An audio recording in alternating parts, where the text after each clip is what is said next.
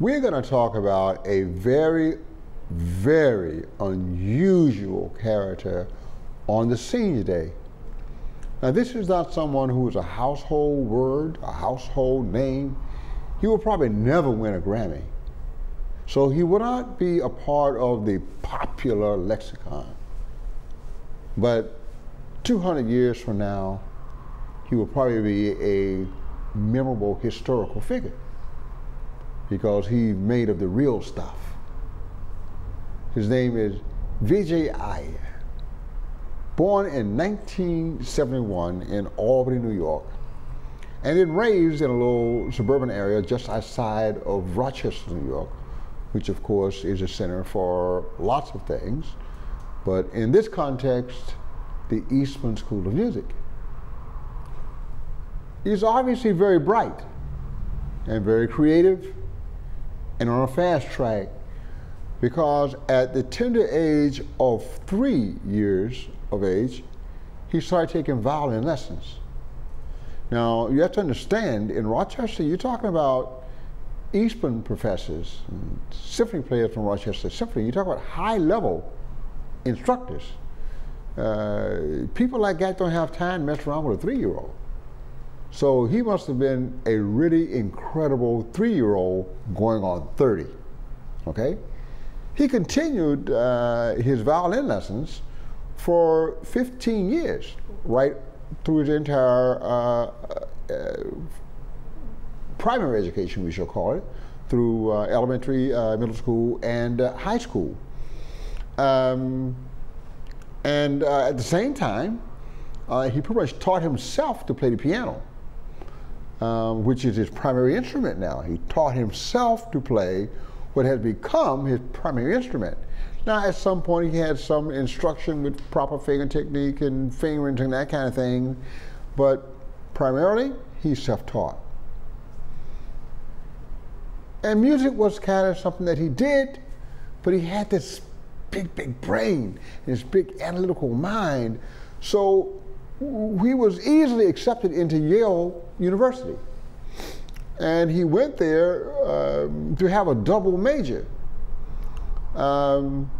math and physics. And after 3 years plus, he did graduate with undergraduate degrees in both math and physics, while continuing to play and compose and collaborate and start to form this multifaceted work that he has. The real change came when he decided to go to the University of California at Berkeley to earn a PhD in physics. When he got out there, he's playing a little bit and he starts hanging out with people like Steve Coleman. Uh-oh. He's a serious jazz guy. I mean, like serious. Georgian people, man. It's like, uh-oh, what do we got going on here? So pretty soon he's playing gigs with them. And he started doing a little touring as well. At the same time, he is pursuing his PhD in physics. Well, as he played more and more this jazz and got more, how shall I say this, stimulated by the culture, he took an interest in African history and African American history and the musical lexicon of West Africa and African Americans. And soon he walked away from the physics department and started working on an interdisciplinary PhD. And he is looking at music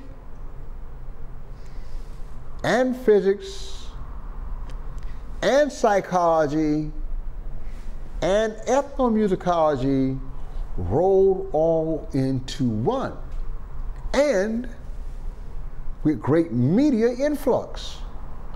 So this thing is getting really, really complex. It takes 4 advising professors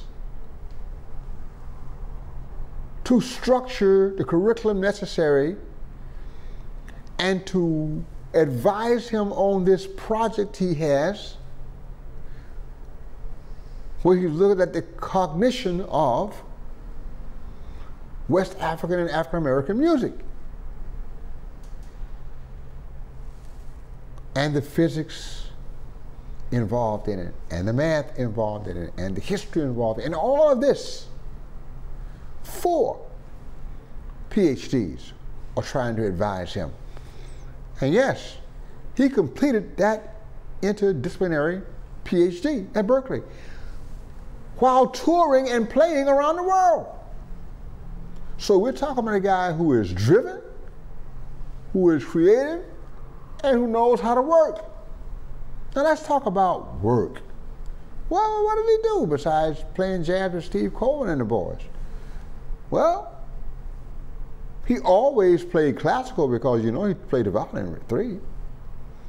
So he's always playing in string quartets and trios and duets and small string ensembles and full orchestras and all of that. And he's very much into media, so he's doing mixed media things and collaboration with poets and playwrights, doing little operettas. Like, it doesn't matter what it is, he's there, he's doing it at a very high level. And so he's working with people from all over the world in all of these various disciplines that in his mind are interdisciplinary, because as far as he's concerned, all of this is connected. It's all universal. To him, to us normal people, we just go, I don't know what he's doing, but I like it. And that's why he will probably never win a Grammy. But he has won many, many awards from classical musicians all over the world. He is yet to win a big jazz award, except in 2017, Jazz Times, Readers' Poll, and Critics' Poll elected him the most powerful force in jazz for that year. And here's a guy that's doing all of these other things. And he's teaching at Harvard and at New York University and the Manhattan School of Music and the New School. Yeah, he's a professor at all these places too, and he's touring the world doing these things to earn all these degrees, and he's doing all this multimedia stuff. He even did some work with Amari Baraka, who was previously known as Leroy Jones, who wrote the iconic book on jazz, Blues People. So this guy is real, because you don't walk up to Amari Baraka talking about jazz if you're not pure in heart. Now, this is a young man who is born of immigrants from India in Northwest New York. And yet his vision of the world is so universal and so all-encompassing that he can work with this wide array of talents and personalities and disciplines and art forms, etc. Let it suffice to say that if you're a jazz person, you can find some work by Mr. Iyer that will please you. If you're into small classical chamber music, you can find work by Mr. Iyer that will please you. If you're into grand concert productions, you can find things by Mr. Iyer that will intrigue you. If you are into the psychology and the physics and the ethnomusicology of this great landscape we call music, the arts, you can find many, many things that Mr. Iyer has done that will please you. He may be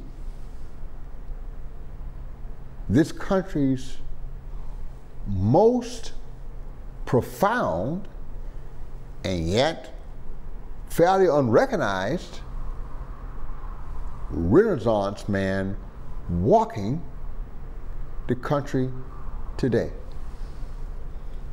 So I learned a great deal by studying and researching for this. I suggest you go check him out too, because he is a giant in so many ways, and he has proven that no matter what he touches, it is always going to be at the very, very highest level. By the way,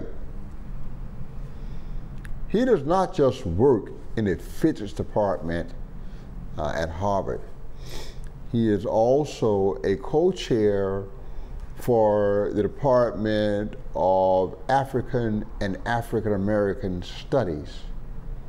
That's some real tall cotton, as we like to say, because he's not an African American, but he is of the same race as all of us.